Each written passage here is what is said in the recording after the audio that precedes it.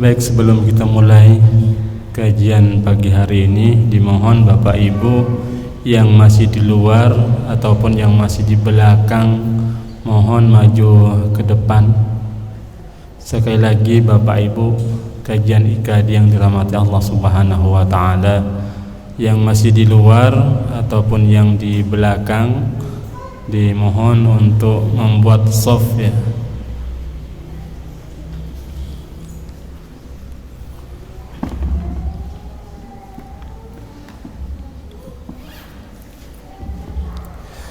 Bismillahirrahmanirrahim. Assalamualaikum warahmatullahi wabarakatuh. Alhamdulillah, asbahna ala fitratil Islam wa kalimatil ikhlas wa ala din Nabi Muhammadin sallallahu alaihi wasallam wa ala millati abina Ibrahim hanifan wa ma kana minal musyrikin.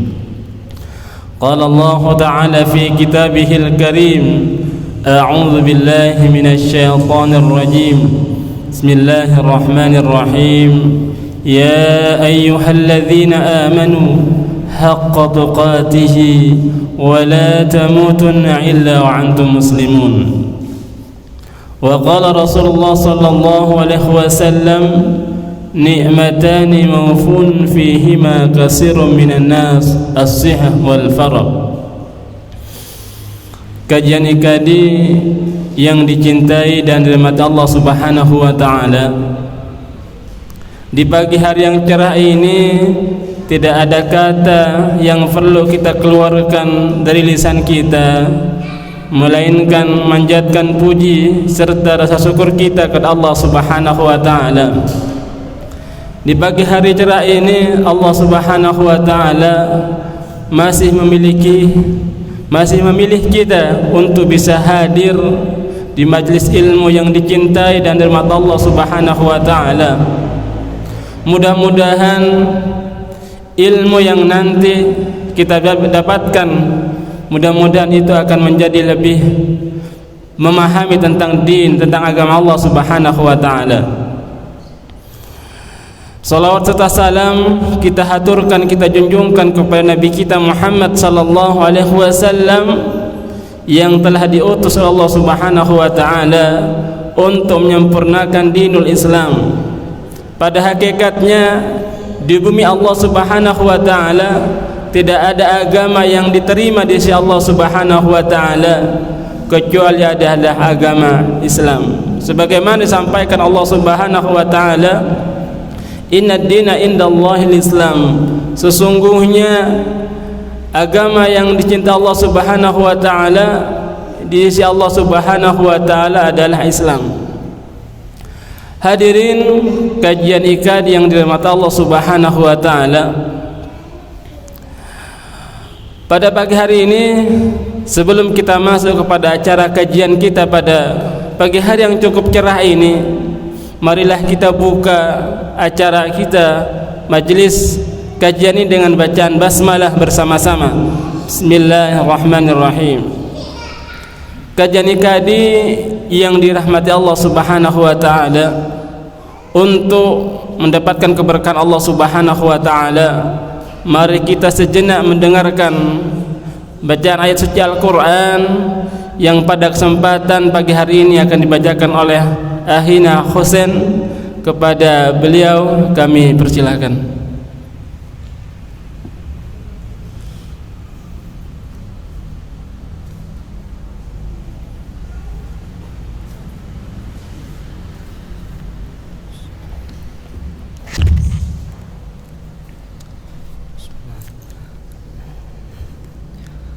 A'udzu billahi minasy syaithanir rajim. Walau ja'alnahu malakan laja'alnahu rajulan walalabasna 'alaihim ma yalbisun. Walaqad istuhzi'a birusulin min qablika fahaqa billadzina sakhiru minhum ma kanu بالذين سخروا منهم ما كانوا به يستهزئون قل سيروا في الأرض ثم انظروا كيف كان عاقبة المكذبين قل لمن ما في السماوات والأرض قل لله كتب على نفسه الرحمة ليجمعنكم إلى يوم القيامة لا ريب فيه الذين خسروا أنفسهم فهم لا يؤمنون وله ما سكن في الليل والنهار وهو السميع العليم قل أغير الله أتخذ وليا فاطر السماوات والأرض وهو يطعم ولا يطعم قل إني أمرت أن أكون أول من أسلم ولا تكونن من المشركين قل إني أخاف إن عصيت ربي عذاب يوم عظيم من يصرف عنه يومئذ فقد رحمه وذلك الفوز المبين وإن يمسسك الله بضر فلا كاشف له إلا هو وإن يمسسك بخير فهو على كل شيء قدير وهو القاهر فوق عباده وهو الحكيم الخبير صدق الله العظيم.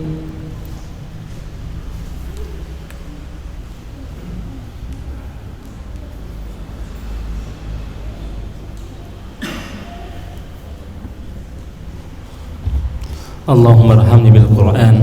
Jazakumullah khairan katsir. La ahina Husain. Mudah-mudahan yang membaca dan kemudian mendengarkan kalam suci Al-Quran mudah-mudahan akan menambahkan keimanan kita kepada Allah Subhanahu wa taala. Hadirin jamaah IKD yang dicintai dan dirahmati Allah Subhanahu wa taala. Kemudian selanjutnya masuk kepada kajian kita pada pagi hari ini. Mudah-mudahan kita diberikan kemudahan dalam menuntut ilmu di pagi hari ini. Kepada Ustaz Imam Muzakir, waktu dan tempat kami persilakan.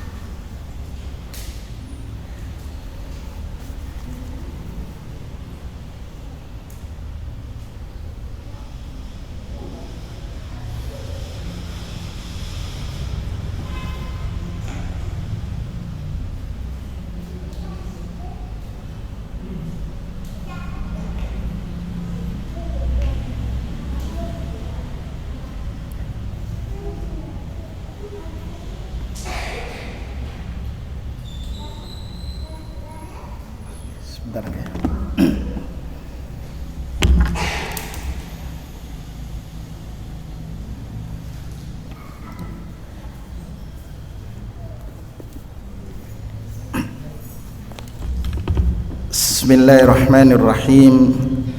Assalamualaikum warahmatullahi wabarakatuh.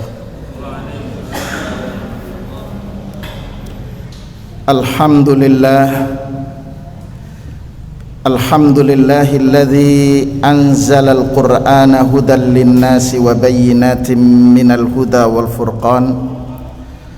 Asyhadu an la ilaha illallah wahdahu la syarika lah وأشهد أن نبينا محمدا عبده ورسوله لا نبي بعده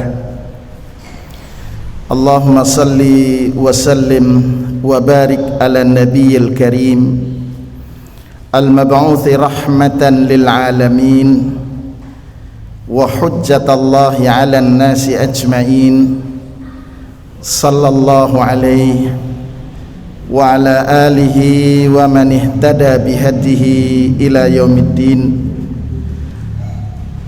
سبحانك لا علم لنا إلا ما علمتنا إنك أنت العليم الحكيم اللهم إنا نسألك علما نافعا ورزقا طيبا وعملا متقبلا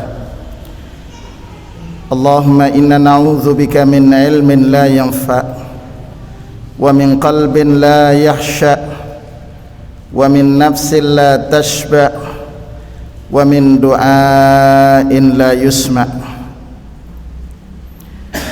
اللهم ارحمنا بالقرآن واجعل القرآن ربيع قلوبنا وجلاء أحزاننا وذهاب همومنا يا رب العالمين. Bapak Ibu sekalian yang dirahmati oleh Allah, pagi ini kita melanjutkan kajian kita terhadap kitab yang disusun oleh Syekh Abu Bakar Jabil Jazairi rahimahullah, yang sudah kita mulai di akhir bulan Juli yang lalu. Pada kesempatan berbahagia ini kita akan mencoba melanjutkan kajian tersebut berkenaan dengan di pasal yang kedua. Di pasal yang kedua ini berkenaan dengan al-adabu ma'a kalamillah. Sebenarnya dari sisi materi insya Allah sudah siap untuk di dalam bentuk PowerPoint, cuman mungkin masih proses di laptopnya IKD ya. Bapak Ibu yang dirahmati oleh Allah, ketika kita berbicara tentang Al-Quran, maka mari kita renungkan. Jadi terus terang Bapak Ibu sekalian, tema yang ketiga ini adalah berbicara tentang etika kita terhadap kalamullah dengan Al-Quran. Pembahasan kita tentang kalamullah, al-adab ma'a kalamillah, itu tidak akan sempurna kalau kemudian kita tidak membahas tentang al-iman bil Quran. Karena itu sebelum masuk kepada pembahasan al-adabu ma'al Quran, saya mengajak kepada Bapak Ibu sekalian mencoba memahami apa yang ditulis oleh Syekh Abu Bakar Jabil Jazairi tentang al-iman bil Quran. Pertama yang patut kita renungkan firman Allah Subhanahu wa taala dalam surat Thaha di ayat yang ke-123 sampai 124. Allah berfirman, a'udzubillahi minasyaitonir rajim, famanittaba'a hudaya fala yadhillu wala yashqa wa man a'rada an dzikri fa inna lahu ma'isyatan dhanka wa nahsyuruhu yaumal qiyamati a'ma. Allah menyatakan, famanittaba'a hudaya, maka siapa saja yang mengikuti hudaya, petunjukku. Petunjuk Allah ada di mana? Al-Quran. Kenapa? Karena Allah menyatakan dzalikal kitabu la raiba fihi hudal lil muttaqin. Kata Allah, siapa yang mengikuti petunjukku fala yadhillu, maka dia tidak akan sesat, wala yashqa, dan tidak akan hidup sengsara.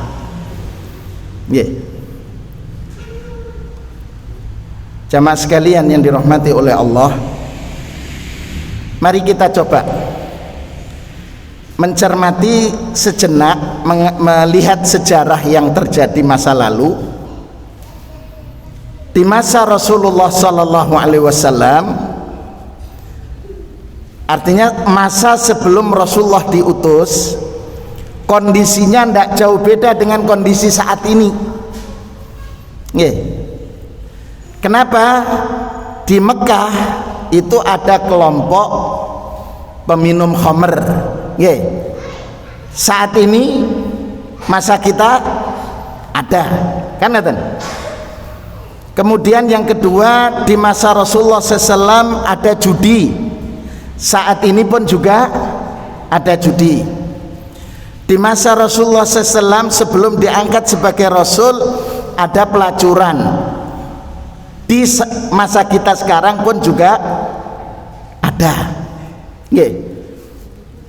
Kemudian di masa Rasul sallallahu alaihi wasallam sebelum diutus oleh Allah sebagai utusan Allah dengan menerima wahyu di Gua Hira, ada masyarakat yang setiap mau melakukan aktivitas keluar dari rumah, beraktivitas mencari nafkah, itu melakukan pengundian nasib dulu pakai tombak.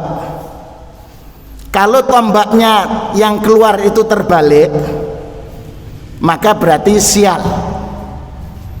Masyarakat kita saat ini, ketika mereka berada di luar, mau keluar rumah, berdagang ke pasar misal, di tengah perjalanan ketemu ular,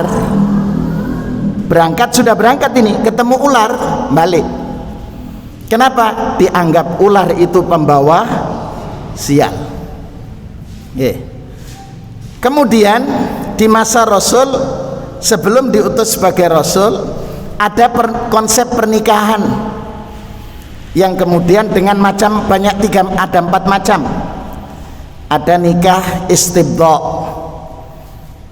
kemudian ada nikah kathrah, ada nikah rahad, yaitu seorang istri, seorang wanita memiliki lebih dari 3 suami.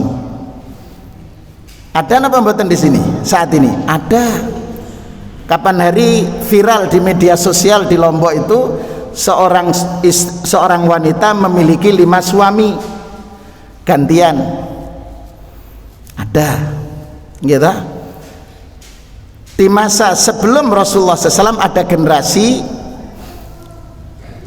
mohon maaf, kalau di era Persia, di masa-masa Persia sebelum diutusnya Rasul Shallallahu Alaihi Wasallam, kondisi masyarakat Persia, seorang anak bisa menikahi ibunya, begitu. Artinya apa? Kondisi saat itu kondisinya rusak. Allah mengutus Rasul Shallallahu Alaihi Wasallam, begitu kan? Kemudian dalam waktu singkat 23 tahun terjadi perubahan yang luar biasa. Bahkan Islam sudah menyebar di berbagai macam wilayah. Bagaimana yang dilakukan oleh Rasul? Melakukan pembinaan itu berdasarkan Al-Quran. Jadi kalau kita ingin melakukan perbaikan, maka tidak boleh melupakan kembali kepada konsep Al-Quran. Karena Allah menyatakan, "Famanittaba'a hudaya fala yadhillu wa la yashqa." Dan kalau kita cermati pembinaan yang dilakukan oleh Rasulullah SAW, memulai anak-anak muda. Anak-anak muda menjelang balik atau termasuk di masa remaja setelah balik juga. Itu yang dilakukan Rasul. Tidak fokus kepada orang tua, karena orang tua sudah dauruhu qarib, perannya sudah sebentar lagi berakhir. tapi Rasulullah memprioritaskan anak-anak muda. Karena itu kalau kita ingin melakukan perbaikan, maka tidak ada jalan lain kembali kepada konsep Al-Quran. Karena Allah sudah menjamin fala yadhillu, tidak akan sesat, wala yashqa, dan tidak akan sengsara. Sakit mas, monggo. Karenanya kata Allah, waman a'radha an dzikri, siapa yang berpaling dari mengingatku. Mengingat Allah salah satunya adalah dengan firman-Nya.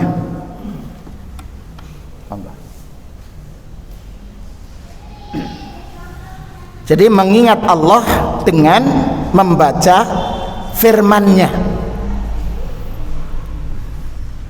Fa inna lahu ma'isyatan dhanka, maka baginya akan sesat, kehidupan yang sempit. Sakit ya, sakit terbaca. Wa nahsyuruhu yaumal qiyamati a'ma, kata Allah,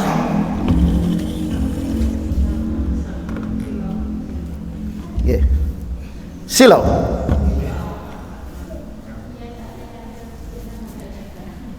Waduh. Yang tidak jelas tulisannya atau pripun? Mungkin diharapkan ke sana, mungkin ngadep ke sana mas. Ininya tidak apa-apa, tidak apa-apa, miring dikit tidak apa-apa. Dalam buat nopo-nopo, sedikit, agak mending, ya sudah.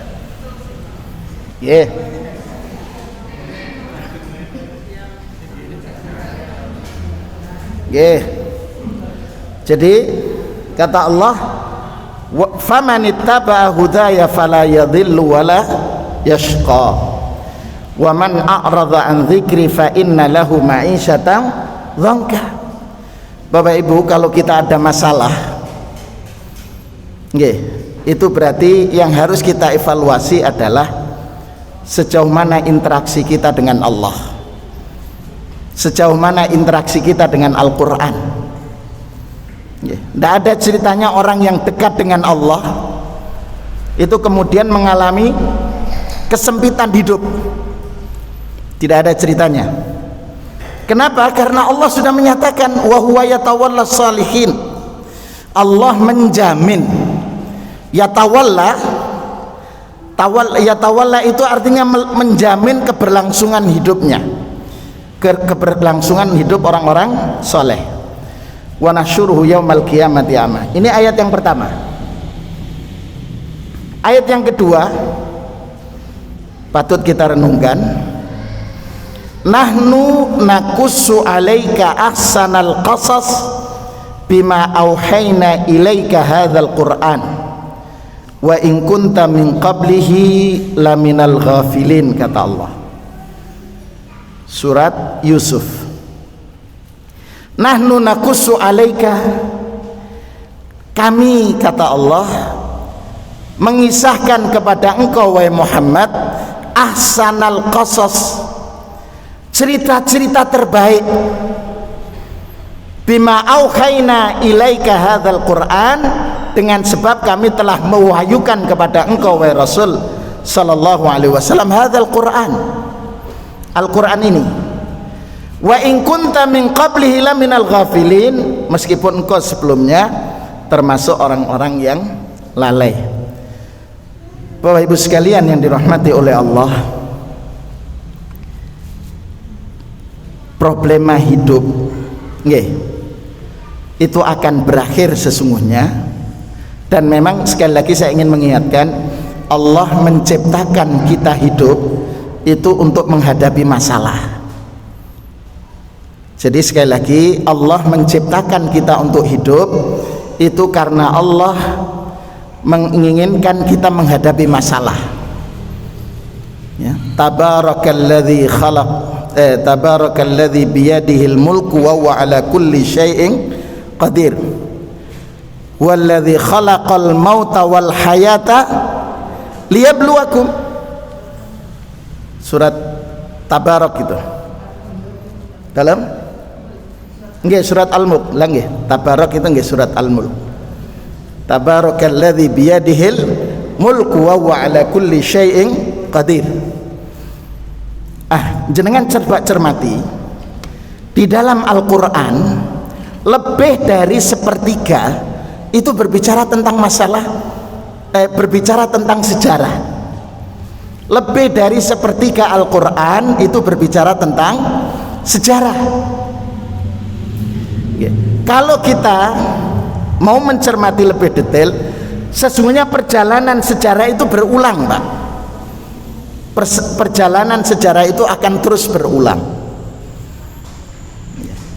Nah, Allah menghadirkan kisah-kisah di dalam Al-Quran itu karena Allah ingin menghadirkan kita mengambil pelajaran dan kita mengambil sikap. Mari kita coba cermati. Ini bab keluarga. Kita ini sesungguhnya ketika membangun kesepakatan membangun rumah tangga, yang waktu itu seorang mertua kita itu mengucapkan gitu, saya mengajak kepada bapak-bapak untuk ingat. Jadi ketika mertua dulu mengatakan, umpamanya Ustadz Mudhar, ya Mudhar, uzawwijuka ala ma amarallahu min imsakin au min imsakin bima'ruf au tasrihin bi ihsan. Ya Mudhar, angkahtuka gitu, wa zawwajtuka, sambil begini, makhtubataka fulanah binti fulan bimahrin sekian, kemudian halan, tunai. Saat itu Ustadz Mudhar menjawab qabiltu. Itu sudah cukup sebenarnya. Cuman kalau di tempat kita kan mutinnya itu harus itu adus gerak gitu. Padahal kalau menurut mazhab Hanafi ngedip saya udah cukup. Kalau Imam Ahmad ngangguk itu udah cukup, udah selesai. Di tempat kita harus bareng qabil tuh gitu. Ya. Sejak saat itu saya mengingatkan, kita membangun rumah tangga itu tujuannya apa? Kan begitu. Berbicara tentang sejarah, Allah menghadirkan profil rumah tangga kita. Kita tinggal pilih rumah tangga kita mau dibawa kemana, kan gitu. Yang pertama ada surat Al-Lahab. Itu profil keluarga suami istri memerangi dakwah. Tabbat yada abi lahabiu wa tab. Jadi suami istri ini. Pertanyaannya, rumah tangga kita mau mengikuti konsep Abu Lahab atau mboten? Kan begitu. Ya. Ini yang pertama. Yang kedua, ada profil rumah tangga keluarga yang Allah abadikan di dalam Al-Quran. Seorang ayah soleh tapi gagal membina istri dan anaknya menjadi generasi yang soleh dan salihat. Gagal ini, Pak. Gitu.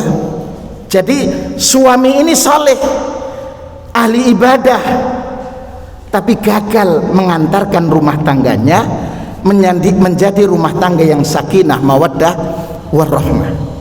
Siapa itu? Allah hadirkan Nabiullah Nuh alaihissalam. Gagal mengajak putranya Kan'an gitu untuk mengikuti dakwah beliau. Tenggelam. Nabiullah Lut alaihissalam gagal, kalau boleh dikatakan begitu. Ini kan gambar, potret yang Allah hadirkan. Seorang Nabiullah Lut alaihissalam yang soleh, gagal mengantarkan keluarganya untuk menjadi keluarga yang sakinah mawaddah, menjadi ahlul jannah. Yang ketiga, Allah hadirkan juga istri yang salihat gitu, tapi gagal mengajak suaminya, mendakwai suaminya kepada kebenaran, yaitu Asiyah binti Muzahim, istri dari Fir'aun. Bahkan Allah menyatakan Fir'aun itu siapa? Kata Allah, idhab ila fir'auna innahu tagha. Pergilah wahai Musa menghadap Fir'aun. Fir'aun itu adalah tokoh yang taghut. Ya, kenapa dikatakan taghut? Dia mengatakan ana rabbukumul a'la. Gagal begitu. Kemudian Allah hadirkan juga di dalam Al-Quran sosok seorang ayah keluarga yang mampu mengantarkan keluarganya menjadi keluarga yang istimewa dan berhasil mendidik anak-anak laki gitu. Nabiullah Ibrahim sukses, Pak, sukses mendidik keluarganya, anak-anak lakinya itu menjadi utusan Allah. Nabiullah Ismail di antara keturunannya Nabiullah Muhammad sallallahu alaihi wasallam. Kemudian Ishak, di antara keturunan Ishak siapa? Yakub, gitu. Yakub punya keturunan Yusuf. Jadi Allah hadirkan di dalam Al-Quran contoh seorang ayah, seorang suami yang mampu mendidik anak lakinya menjadi orang hebat. Yang ketiga, berikutnya Allah menghadirkan juga kisah Nabiullah Muhammad sallallahu alaihi wasallam, seorang laki-laki, seorang suami yang mampu menghadirkan putri-putrinya menjadi wanita-wanita salihat. Jadi kalau ingin menjadi seorang ayah yang sukses mengantarkan anak lelakinya menjadi lelaki yang soleh, belajar dari Nabi Ibrahim. Kalau ingin menghadirkan putrinya menjadi wanita salihah, belajar dari Nabiullah Muhammad sallallahu alaihi wasallam. Begitu. Kemudian ada juga Allah hadirkan, mungkin jenengan akan menyampaikan itu kisah para nabi, iya, tapi ada kisah yang dia bukan nabi. Siapa itu? Kisah Luqman Al-Hakim, kisah Imran, luar biasa. Jadi Bapak Ibu sekalian, nahnu nakusu, kata Allah, kami kisahkan ini sebaik-baik kisah, dan itu ada di dalam Al-Quran. Makanya Allah tadi mengatakan famanittaba'a hudaya fala yadhillu wala yashqa. Siapa yang mengikuti petunjukku maka dia tidak akan sesat dan tidak akan sengsara hidupnya. Saat ini banyak orang tua yang di Pulau Soro. Apa Pulau Soro itu? Dalam apa bahasanya Pulau Soro nih, Pak? Yes, disengsarakanlah hidupnya oleh anak, ditelantarkan, macam-macam. Ini yang kedua. Yang ketiga, Ibu sekalian, Allah menyatakan kulla in ijtama'atil insu wal jinnu ala ayyatu bimithli hadzal qur'an la ya'tuna bimithlihi walau kana ba'dhum li ba'din dhahira. Ayat ini dijadikan oleh Syekh Abu Bakar Jabil Jazairi rahimahullah untuk menyatakan bahwa Al-Quran ini mukjizat. Pripun, Pak? Ya. Oh, sudah. Ya. Ya, enggak apa-apa. Jadi Al-Quran ini mukjizat. Allah jadikan, Allah sampaikan Al-Quran ini mukjiz, ya, mukjizat. Terakhir Bapak Ibu sekalian, ini hadis Jabir dikutip oleh Syekh Abu Bakar Jabil Jazairi rahimahullah dalam pembahasan beliau tentang al-iman bil Quran. Sahabat Jabir ibni Abdullah al-Bajali radhiyallahu an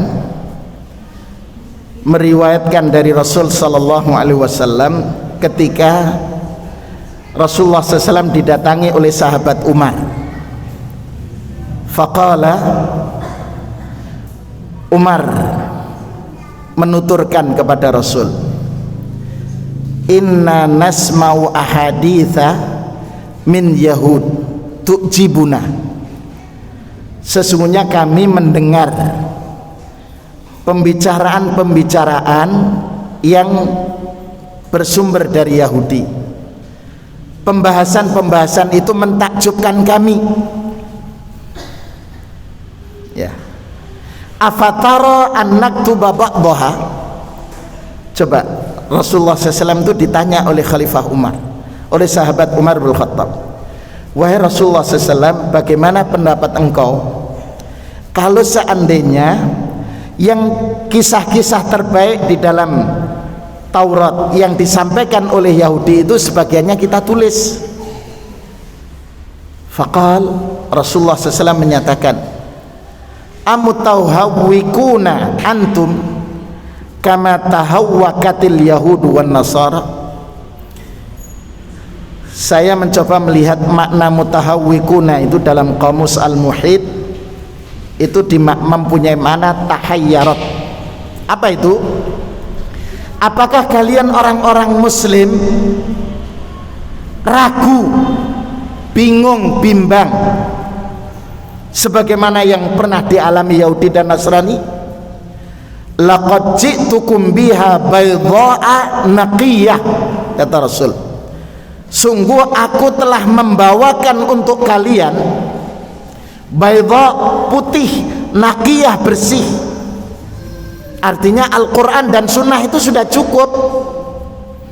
Walau kana Musa hayyan, kata Rasulullah, kalau seandainya Nabiullah Musa alaihissalam masih hidup, ma wasi'ahu, tidak ada yang dapat mengantarkan dia illa ittibai, pasti Musa akan mengikutiku. Ini ayat, hadis ini ingin mengingatkan kepada kita, Al-Quran ini sudah mukjizat. Kemudian kita yang belum memahami Quran secara keseluruhan, tidak usah belajar Taurat, tidak usah belajar Injil. Itu maknanya. Kenapa? Al-Quran ini baydha, putih, naqiyah, bersih, tidak ada noda, karena dibersihkan dengan rinso, anti noda, bersih Pak. Jadi tidak perlu. Nah sekarang kan ada anak-anak yang pemahaman Qurannya belum, sudah belajar Injil. Nah itu problem. Sekarang ini kita melanjutkan dari pembahasan bagaimana kita kaifa nata'amal ma'al Qur'anil Karim, kata Syekh Abu Bakar Jabil Jazairi. Bagaimana kita berinteraksi dengan Al-Quran? Ini pertanyaan Mbak. Kaifa nata'amal ma'al Qur'an, bagaimana sesungguhnya kita berinteraksi dengan Al-Quran? Yang pertama, ayyuk minal muslim biqutsiyatil Quran wa syarafihi, mengimani akan kesucian dan kemuliaan Al-Quran. Jadi kita mengimani bahwa Al-Quran itu suci, mulia. Bagaimana ini? Mari kita coba cermati berkenaan dengan penjelasan memahami tentang kemuliaan Al-Quran, kesucian daripada Al-Quran. Monggo kita coba renungkan sejenak. Jenengan kalau membawa mushaf, silahkan mencermati surat Maryam. Surat Maryam, surat yang ke-19. A'udzu billahi minasyaitonir rajim. Bismillahirrahmanirrahim. Kaf ha ya ain sad. Dzikru rahmati rabbika 'abdahu Zakaria idh nada rabbahu nidaan khafiyya qala rabbi inni wahana al-'azmu minni washta'ala ar-ra'su shayba wa lam akum bidu'aika rabbi syakiyya wa inni khiftul mawaliya min warai wa kanat imraati aqira fahabli min ladunka waliya yarithuni wa yarithu min ali yaqub waj'alhu rabbi radhiya. Bapak Ibu yang dirahmati oleh Allah, Allah menjelaskan di ayat yang kedua, Dzikru rahmati rabbika 'abdahu Zakaria. Di dalam surat Maryam ini Allah menyebutkan, mengisahkan tentang rahmat yang Allah anugerahkan kepada hambanya. Siapa hamba yang dimaksud? Nabiullah Zakaria alaihissalam. Zakaria alaihissalam menurut penjelasan yang disampaikan oleh Imam Ibnu Katsir rahimahullah, seorang yang membangun rumah tangga sampai puluhan tahun belum punya keturunan, puluhan tahun, bahkan sampai dia menyatakan qala rabbi inni wahanal 'azmu minni. Jadi Zakaria menyeru kepada Allah, berdoa dengan suara yang lirih. Dia mengatakan, mengadu kepada Allah terhadap problem yang dihadapi, yaitu belum punya keturunan. Wahai Tuhan, inni wahanal 'azmu minni, sesungguhnya tulang belulangku sudah rapuh, jadi sudah tua. Washta'ala ar-ra'su syaiba, rambut kami sudah memutih. Ya mungkin seperti Pak Tulus itu. Nggih, sudah sepuh. Kan sudah memutih itu. Nggih. Nggih. Pak Ambang itu sudah memasuki itu. Washta'ala ar-ra'su syaiba, rambutnya memutih. Pak Sugeng jenggotnya, rambutnya mboten. Ya. Ya. Artinya sudah sepuh begitu. Tetapi Bapak sekalian, coba jenengan cermati. Walam akum bidu'aika rabbi syakiyya. Bahasa kasarnya, saya tidak akan putus asa untuk meminta kepada Allah. Tidak putus asa, meskipun sudah usia lanjut. Kenapa beliau meminta keturunan?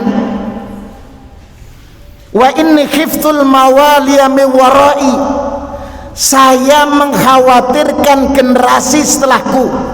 Kalau ini Nabiullah Zakaria dengan generasi nanti. Jadi kegalauannya itu kenapa? Karena kondisi masyarakat. Siapa yang akan melanjutkan dakwah? Siapa yang melakukan harakatul islah, gerakan perbaikan? Siapa yang akan melakukan upaya amar ma'ruf nahi mungkar. Itu kegelisahan yang memuncak pada beliau di usianya yang sudah usia lanjut. Karena itu dia mengatakan, karena kekhawatirannya itu, wa kanat imraati akhirah. Coba yang kedua, jadi beliau galau dengan generasi. Yang kedua, kemungkinan untuk punya keturunan itu terjadi. Kenapa? Istrinya akhirah, mandul. Tapi di antara ahli tafsir ada mengatakan rahimnya bermasalah. Begitu. Sudah usia lanjut, istrinya pun dalam kondisi mandul. Secara logika manusia tidak akan punya keturunan. Tidak akan. Tapi semangat karena galonya, kekhawatiran harakatul islah tidak berjalan, beliau terus meminta kepada Allah. Karena itu dia mengatakan, fahabli min ladunka waliyah, anugerahkan kepadaku ya Rabb min ladunka, dari sisimu, waliyan, keturunan, yarithuni, yang mewarisi dakwahku, wa yarithu min ali Yakub, dan mewarisi dakwahnya Nabiullah keluarga besar Yakub alaihissalam. Ya, jadi mintanya jelas Pak. Kalau tidak punya keturunan karena istrinya dinyatakan divonis mandul, gitu. Dokter spesialis saat itu, spesialis kandungan menyatakan mandul, tak mungkin punya anak. Tapi dia masih meminta kepada Allah, athiqah billah, yakin dengan Allah, ihsanudzan billah, berprasangka baik kepada Allah. Itu Nabiullah Zakaria alaihissalam. Dan ketika meminta, waj'alhu rabbi radhiyah, kalau engkau hadirkan keturunan ya Rabb, jadikanlah keturunan yang engkau ridhai. Jelas mintanya Pak.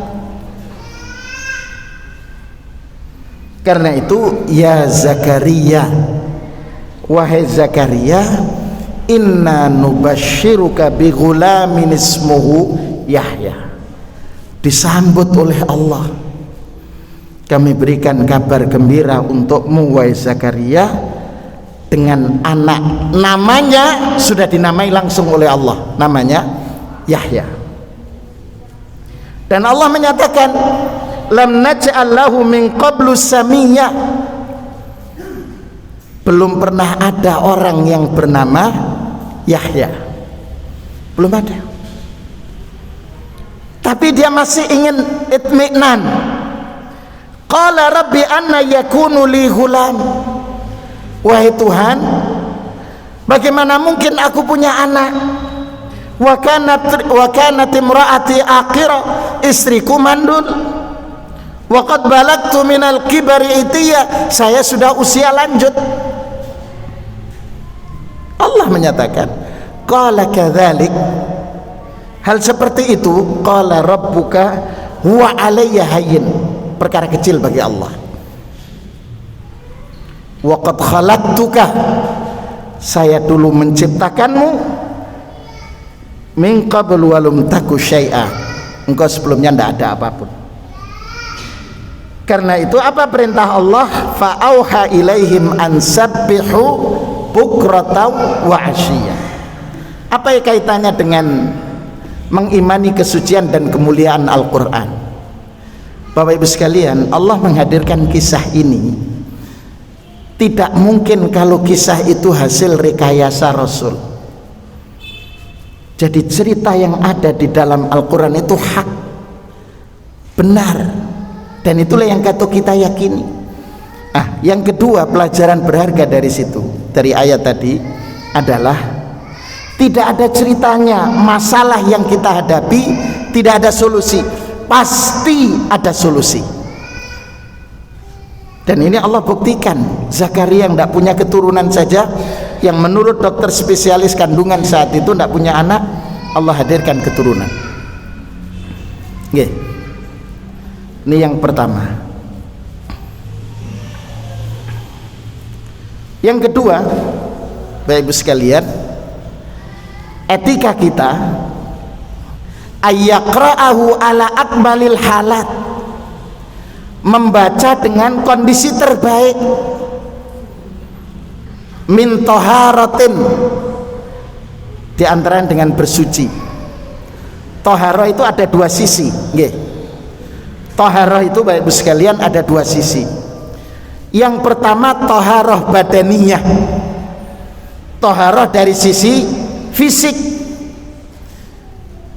Mau baca Quran, mau melakukan tadabbur dengan Al-Quran, kita siapkan fisik kita bersih, berwudu. Ini bab etika. Yang kedua, tidak hanya taharah jasadiyah fisik, tapi ada taharah qalbiyah, kesucian hati, kebersihan hati. Ya, taharah. Dari mana memulainya? Tahar, bersihnya niat kita dalam membaca Quran.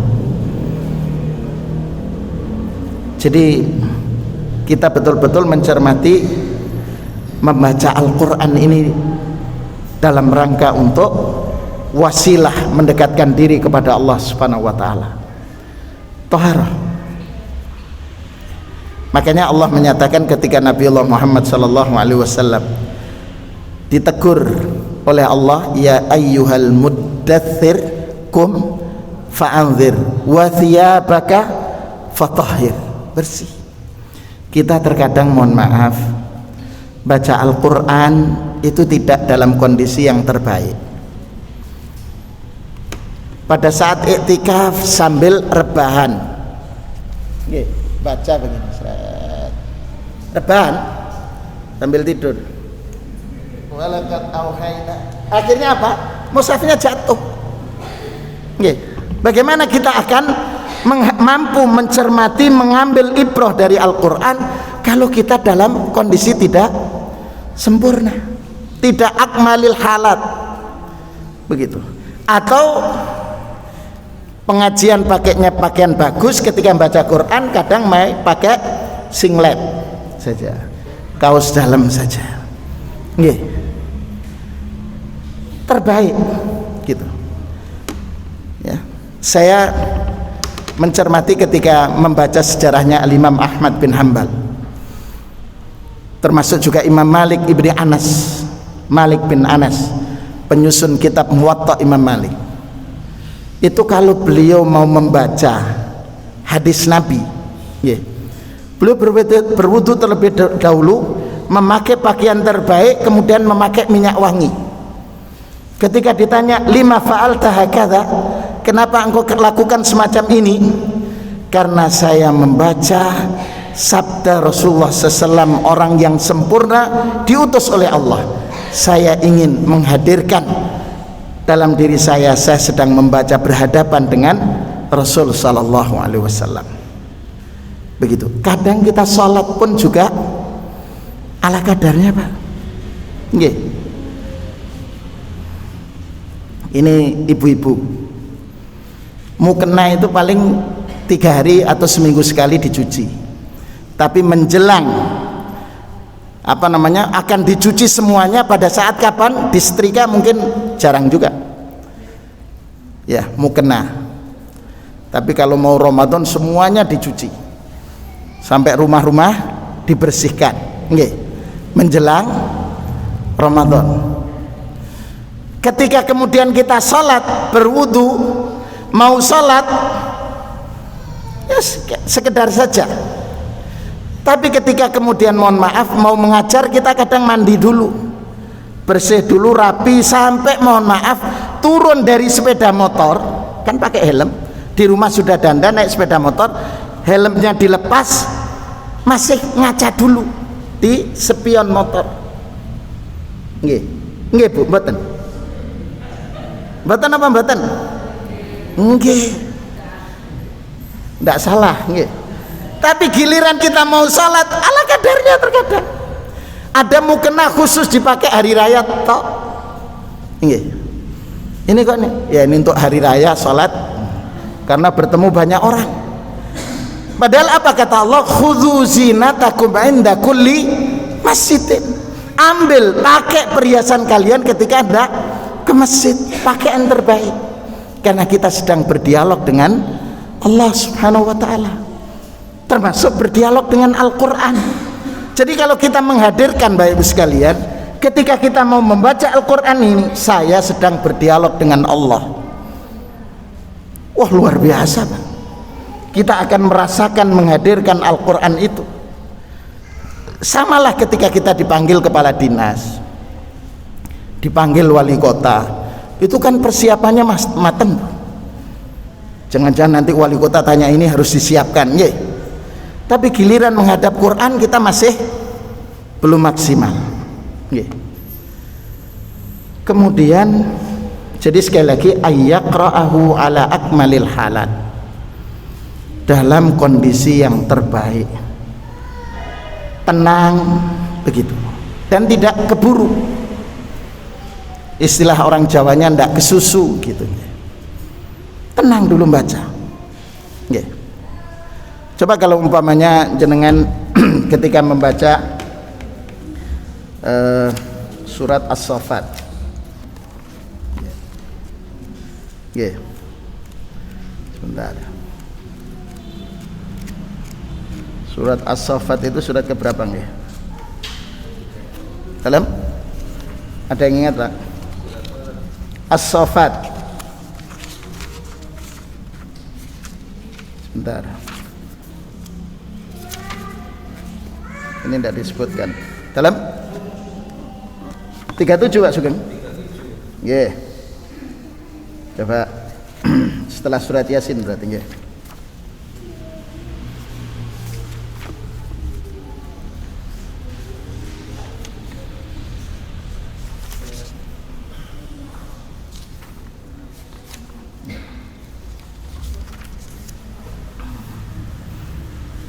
Coba umpamanya kita membaca tentang Nabiullah Ibrahim alaihissalam. Misal mulai ayat 83. Di saat kita membaca wa inna min syi'atihi la Ibrahim idh jaa'a rabbahu biqalbin salim إذ قال لأبيه وقومه ماذا تعبدون أئفكا آلهة دون الله تريدون فما ظنكم برب العالمين فنظر نظرة في النجوم فقال إني شكيم فتولوا عنه مدبرين. Jadi ketika ingat idja'a rabbahu biqalbin salim, ingatlah ketika Ibrahim menghadap Allah dengan hati yang bersih. Idh qala li abihi, ingat ketika Ibrahim menyampaikan kepada ayahnya, wa qaumihi madza ta'budun, begitu. Kemudian kalau umpamanya kita cermati lagi di ayat yang ke 98 atau sebelumnya, ayat mulai 96, wallahu khalaqakum wa ma ta'malun qalu banu lahu bunyanan fa'alquhu fil jahim fa'aradu bihi kaidan faj'alnahumul asfalin wa qala inni dhahibun ila rabbi sayahdin. Coba ketika fa'aradu bihi, mereka Raja Namrud berupaya kaidan, membuat makar, ya, faja'alnahumul asfalin, kami jadikan mereka menjadi orang rendah. Apa kata Ibrahim? Qala inni dhahibun ila rabbi sayahdin, saya akan menuju Allah, karena Allah lah yang akan memberikan petunjuk jalan keluar. Ketika ada masalah, dekat dengan Allah. Kita ini ada masalah, pertama cerita kepada teman, curhat, curhat kepada teman, padahal teman ini pun belum tentu bisa menjaga rahasia kita, kan nggak? Belum tentu, Pak. Sekarang menjaga, nanti ada masalah dengan kita, dibuka aib kita. Begitu. Ibrahim apa? Ketika ada masalah langsung, inni dhahibun ila rabbi sayahdin, saya kepada Allah. Sudah ungkapkan kesedihan, permasalahan kepada Allah. Sepertiga malam akhir, setelah berdialog dengan Allah, bersalat, berdoa, dan Allah pasti akan memberikan jalan. Sama ketika kemudian coba Nabiullah Musa alaihissalam, ketika pengikut Musa, qala ashabu Musa inna lamudrakun, wahai Musa, kita terkejar oleh pasukan Fir'aun, kita ini sudah ada di tepi pantai Mayangan, tidak ada kapal feri yang menyelamatkan. Itu apa kata Musa? Kalla, mereka tidak akan mampu mengejar kita, tidak akan mampu membunuh kita. Innama iya Rabbi, karena bersamaku Tuhanku, sayahdin, Tuhanku yang akan memberikan jalan keluar. Begitu Musa meyakinkan, innama iya Rabbi sayahdin. Akhirnya Allah perintahkan, anidrib bi'asaqal bar, pukulkan wahai Musa tongkatmu, terbelah. Selamat sudah. Ini problemnya adalah ihsanudzan kita, prasangka baik kita kepada Allah. Kalau kita ada masalah, Allah pasti menyelesaikan. Ada yang kena musibah, berulang, apa ya kok aku terus? Padahal Allah tidak akan menguji kita dengan kesusahan kalau kita tidak mampu. La yukallifullahu nafsan illa wus'aha. Sudah pasti. Terus yang kedua, kita berhusnudzan pada Allah ketika kita sedang diuji, berarti Allah menginginkan peningkatan kualitas iman kita di matanya. Yang kedua, Allah karena ingin menghapus dosa-dosa kita, itu selesai, akan tumakninah, hati kita akan tenang. Tapi kalau kemudian kita mikir, apa salahku, kenapa kok, ya jangan, tidak akan selesai. Tapi kembali kepada Allah Subhanahu wa ta'ala.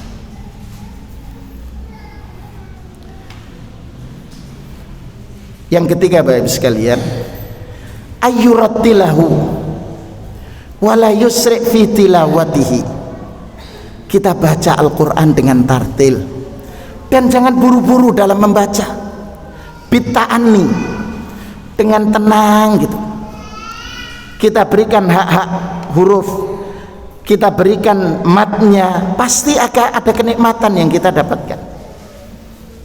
Meskipun terkadang kita belum mampu memahami, tapi subhanallah kalau kita membaca dengan tartil, Allahu Akbar. Seperti tadi anak muda tadi yang baca Quran, subhanallah. Maka karena itu kita harus memperbaiki kualitas bacaan kita. Terkadang kita sudah merasa baik, Pak, masalahnya merasa baik dengan bacaan sehingga tidak lagi berguru, belajar, berguru. Ada yang mengambil, mohon maaf, ijazah membaca Al-Fatihah dengan benar sesuai dengan yang didapatkan oleh para masyayikhnya, itu berbulan-bulan. Ada yang 1 bulan hanya baru dinyatakan benar bacaan Al-Fatihahnya. Itu ada yang 1 bulan ngambil ijazah surat Al-Fatihah. Lah kita ini terkadang belajar kepada guru yang dulu sudah diingatkan, ini keliru bacaannya, Tidak mau terkadang kita. Okay. Jadi itu tartih berguru Pak, senyampang kita masih ada waktu, gitu. Ada waktu kita itu. Kalau alasannya kita bekerja 8 jam, kan tidak mungkin bekerja 12 jam kecuali lembur, gitu. Ada kita sisakan waktu kita untuk memperbagus bacaan, ya. Termasuk ini yang keempat. Yang kelima, mohon maaf.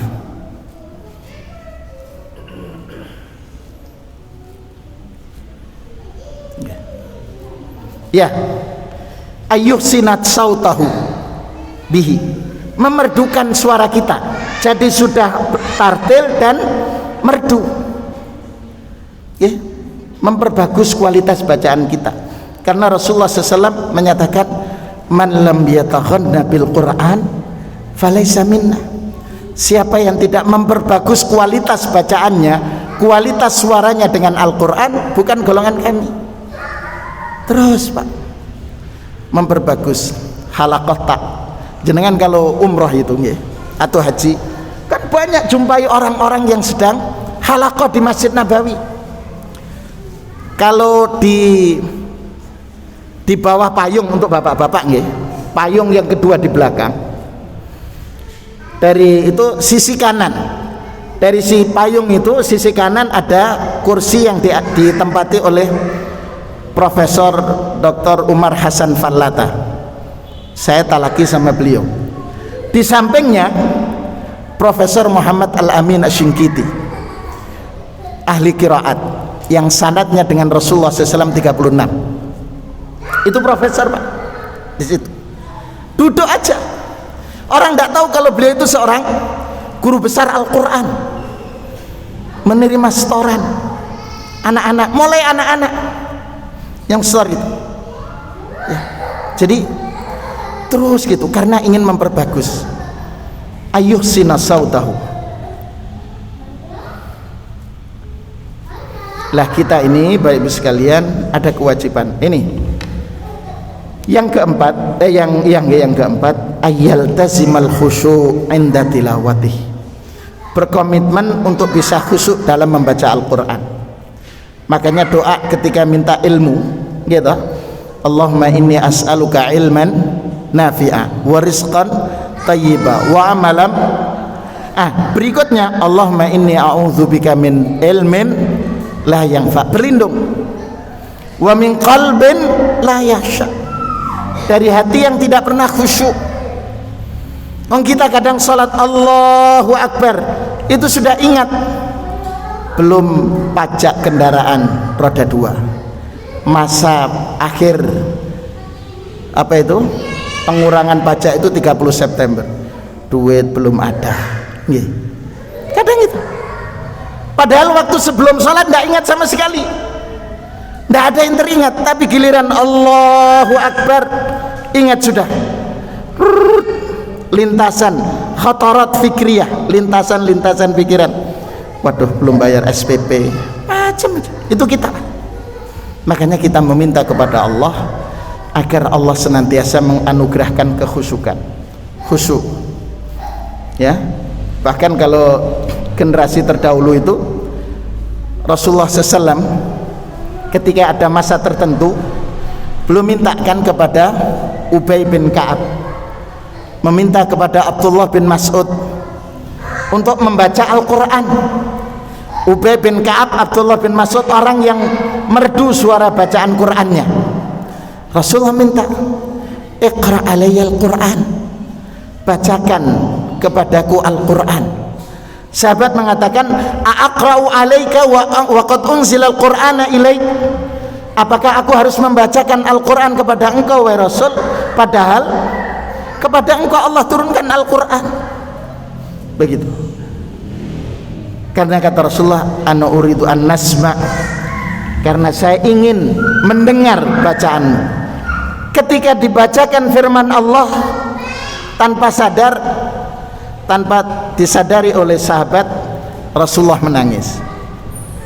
Ya, ketika Rasulullah cukup bacaanmu. Itu Pak. Jadi Mari kita coba untuk iltizam bil khusyuk fi inda tilawatil Quran.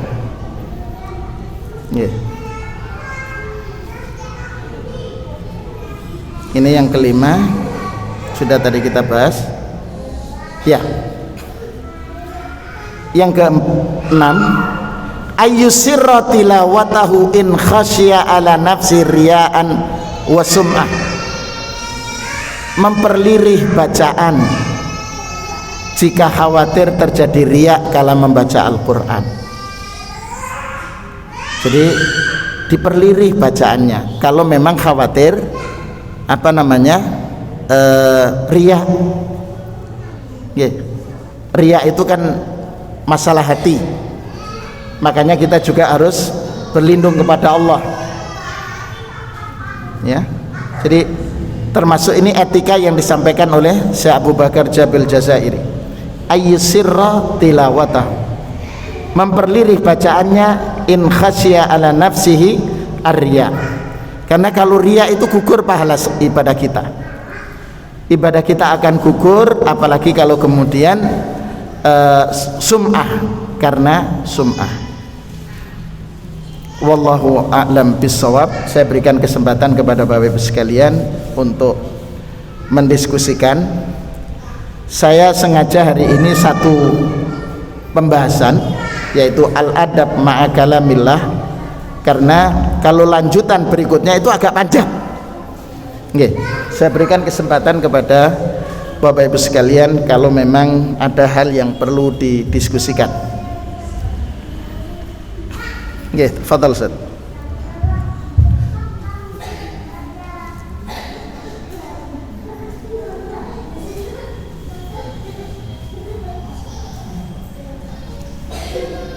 Monggo.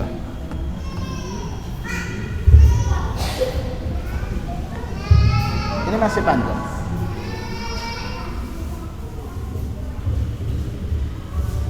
Cukup? Tidak cukup? Yes, terserah, sudah, monggo. Saya berikan kesempatan.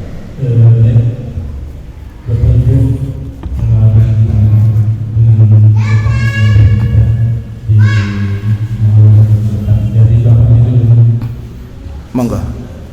Jika ada. Nggih, monggo. Set. Nggih, monggo, Pak. Waalaikumsalam warahmatullahi wabarakatuh.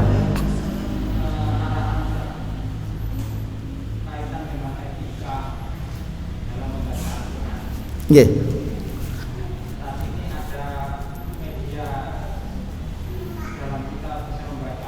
Ya.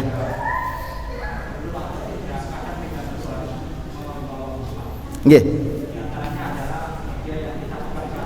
Nggih.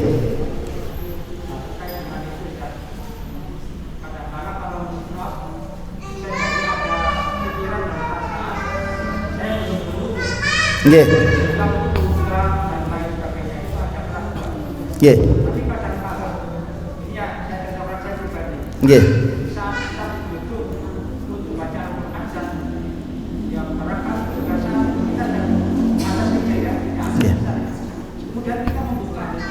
Aplikasi.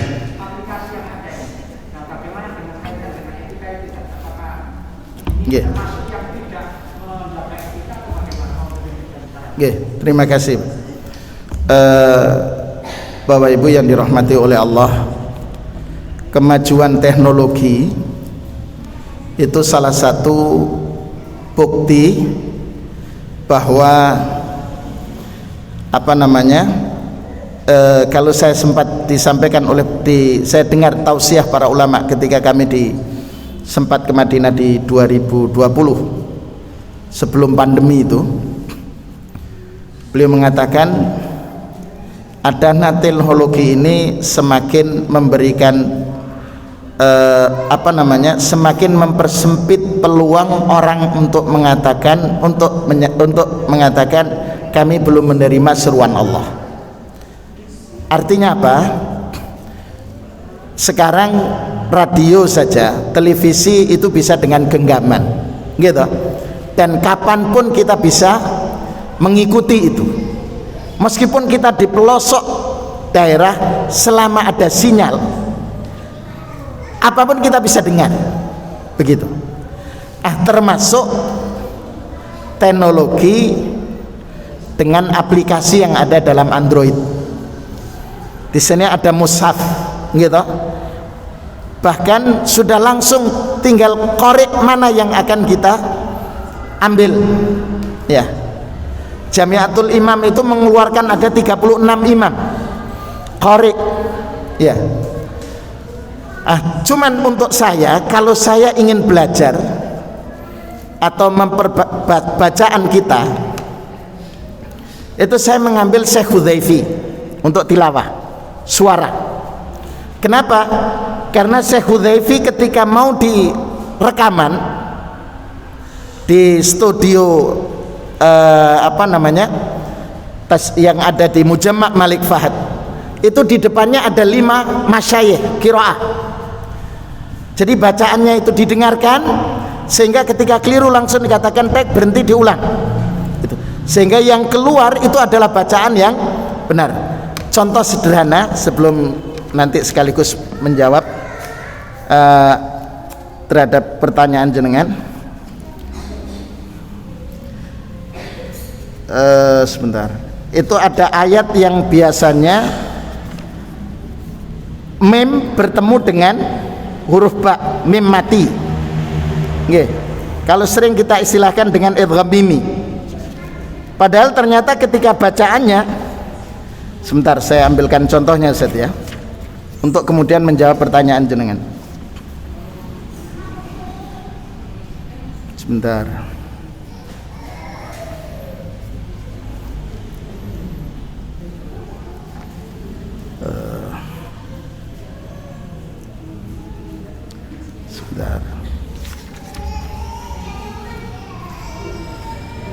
Atau gini saja, saya contohkan. Biasanya kita membaca begini. Contoh, mim ba'di, nun mati bertemu dengan ba. Itu ketika kita belajar dengan masyayikh, itu tidak bisa dengan mim ba'di, tidak. Bacaannya adalah mim ba'di. Jadi ada rongga sedikit, tidak nempel. Kemudian mim bertemu dengan ba, gitu juga sama, hampir sama. Kembali kepada pertanyaan jenengan. Jadi bacaan pertama, kalau kita ingin belajar dari situ, maka cari qori yang pas. Yang kedua, bagaimana dengan etika kita?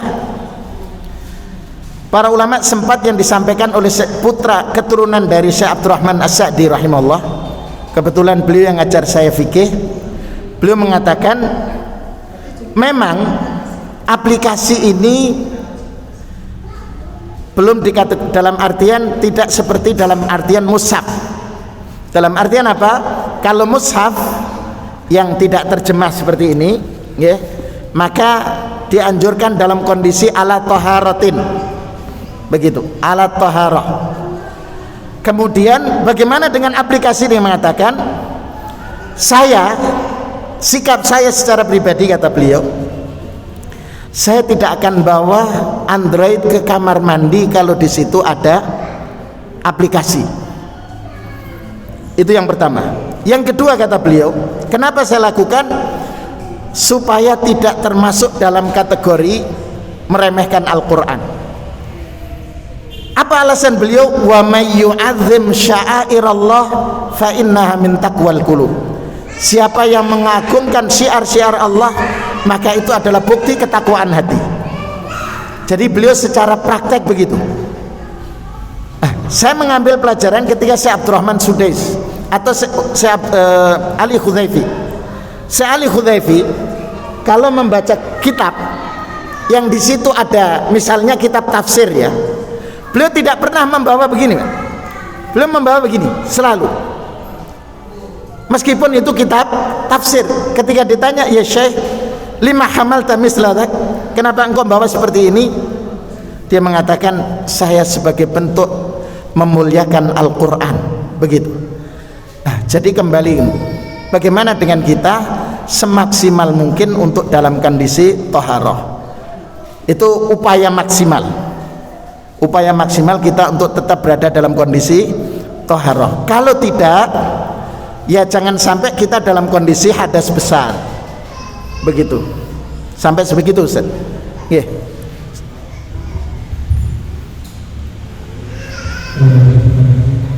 Kemudian dari ibu yang menanyakan langsung apa bersama itu, Ustaz? Tafadhol. Yeah. Assalamualaikum warahmatullahi wabarakatuh.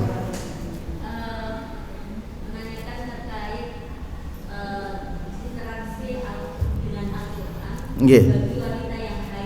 Iya. Iya.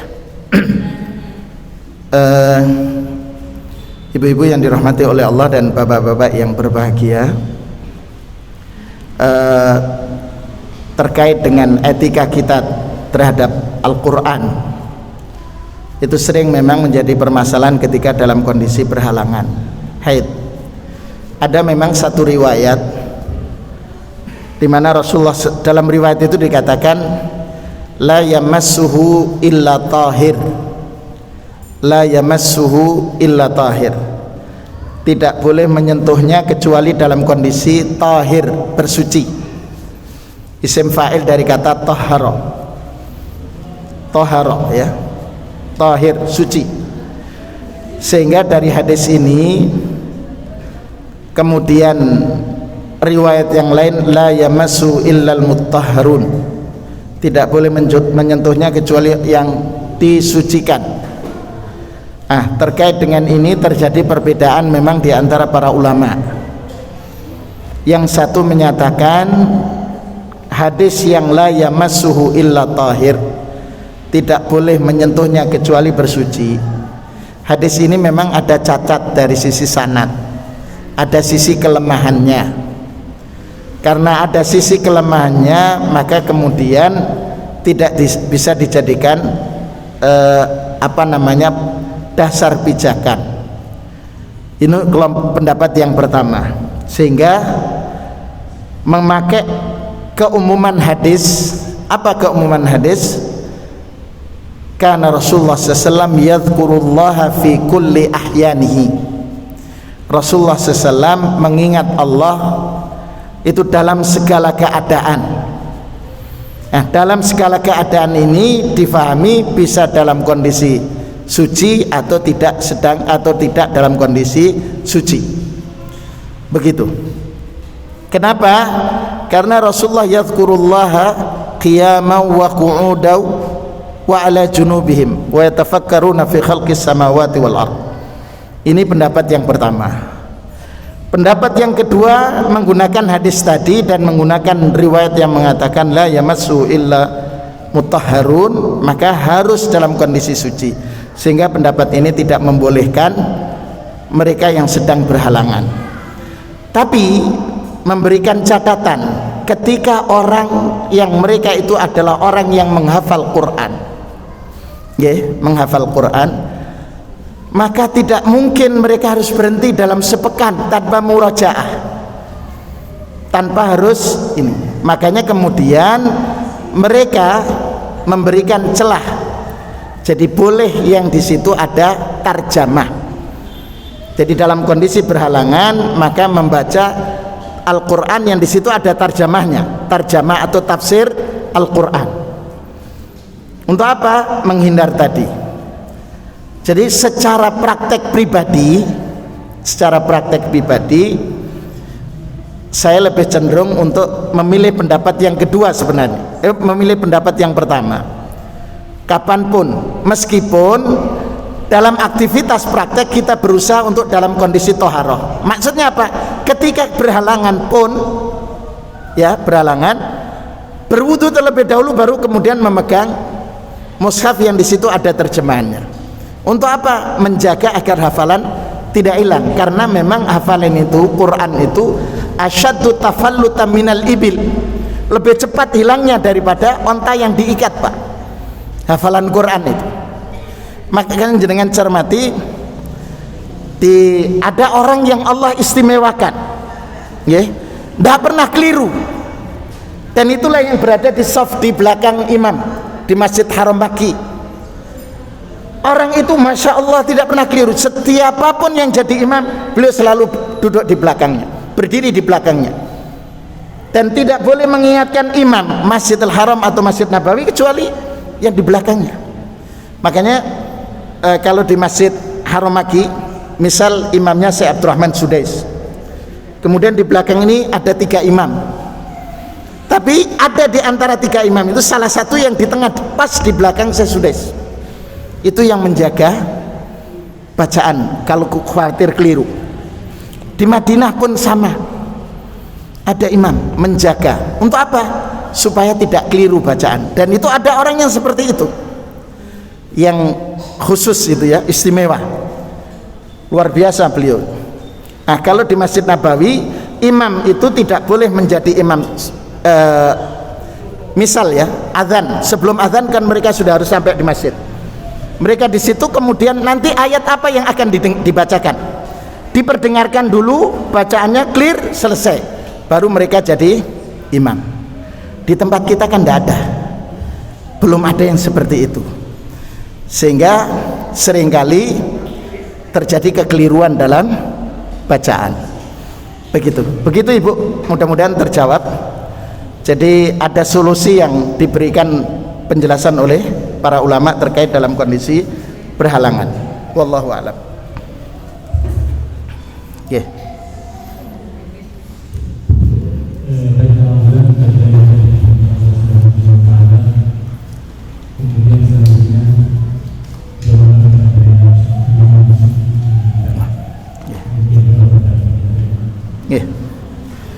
Bapak Ibu sekalian yang dirahmati oleh Allah, mari kita akhiri majelis ini dengan sama-sama berdoa kepada Allah. Mudah-mudahan kehadiran kita di tempat ini dicatat oleh Allah Subhanahu wa taala sebagai amal saleh kita. Hadirnya kita di tempat ini mudah-mudahan dijadikan oleh Allah sarana Allah untuk mengampuni dosa-dosa kita, dan mudah-mudahan waktu yang Allah anugerahkan kepada kita menjadi waktu yang membawa keberkahan dalam rumah tangga kita. Rizki yang Allah titipkan pun dijadikan oleh Allah menjadi rizki yang menjadikan keluarga kita menjadi keluarga yang sakinah, mawaddah warahmah, sehingga diantarkan oleh Allah menjadi orang-orang yang memperoleh husnul khatimah. Allahumma lakal hamdu kama yanbaghi li jalali wajhika wa 'azimi sultanik. La ilaha illa anta subhanak inna kunna minadh dhalimin. Allahumma salli ala Sayyidina Muhammad wa ala ali Sayyidina Muhammad kama sallaita ala Sayyidina Ibrahim wa ala ali Sayyidina Ibrahim fil alamin innaka Hamidum Majid. Allahumma aslih lana dinana alladhi huwa ismatu amrina wa aslih lana dunyana allati fiha ma'ashuna wa aslih lana akhiratana allati ilaiha ma'aduna waj'alil hayata ziyadatan lana fi kulli khair wal mauta rahatan lana min kulli syarr. Ya Allah, ya Tuhan kami, kuatkanlah ikatan iman dalam dada kami. Ya Allah, ya Tuhan kami, jadikanlah anak yang Engkau titipkan kepada kami, cucu yang telah Engkau anugerahkan kepada kami, menjadi anak dan cucu yang saleh dan salihat, menjadi penyejuk mata kami, dan Engkau kumpulkan kami bersama mereka di surga yang Engkau janjikan untuk orang-orang yang beriman. Ya Allah, ya Tuhan kami, jadikanlah keluarga kami menjadi keluarga yang senantiasa mendapatkan curahan rahmat dan kasih sayang-Mu. Engkau anugerahkan rumah tangga kami menjadi rumah tangga yang selalu mendapatkan kasih sayang-Mu. Engkau jadikan harta yang Engkau titipkan kepada kami menjadi harta yang membawa keberkahan dalam rumah tangga kami. Allahumma barik lana fi amwalina, Allahumma barik lana fi awqatina, Allahumma barik lana fi ilmina, Allahumma barik lana fi a'malina. Allahumma ja'al awladana awladan salihin, Allahumma ja'alhum qurrata a'yunina ya rabbal alamin. Allahumma ansurna ma'ahum fi jannatikan na'im. Allahumma arzuqna husnal khatimah, Allahumma arzuqna husnal khatimah, Allahumma arzuqna husnal khatimah. Allahumma innaka ta'lam anna hadhil quluba qad ijtama'at ala mahabbatik waltaqat ala ta'atik wa tawahhadat ala da'watik wa ta'ahadat ala nusrati syari'atik fawathikillahumma rabitataha wa addim wuddaha wahdiha subulaha wamla'ha binurika alladhi la yakhbu washrah suduraha bifaidil imani bik wa jamili tawakkuli alaik wa ahyiha bima'rifatik wa amitha ala syahadati fi sabilik innaka ni'mal maula wa ni'man nasir. Allahumma rabbana atina fid dunya hasanah wa fil akhirati hasanah wa qina adzabannar. Subhanaka rabbika rabbil izzati amma yasifun wa salamun alal mursalin wa akhiru da'wana anil hamdulillahi rabbil alamin. Amin. Demikian Bapak Ibu sekalian yang dapat kita sampaikan. Mohon maaf atas segala kekhilafan. Insyaallah kita akan lanjutkan kajian kita dengan judul Al-Adab Ma'an Nafs, etika terhadap diri sendiri. Akhirul kalam. Assalamualaikum warahmatullahi wabarakatuh.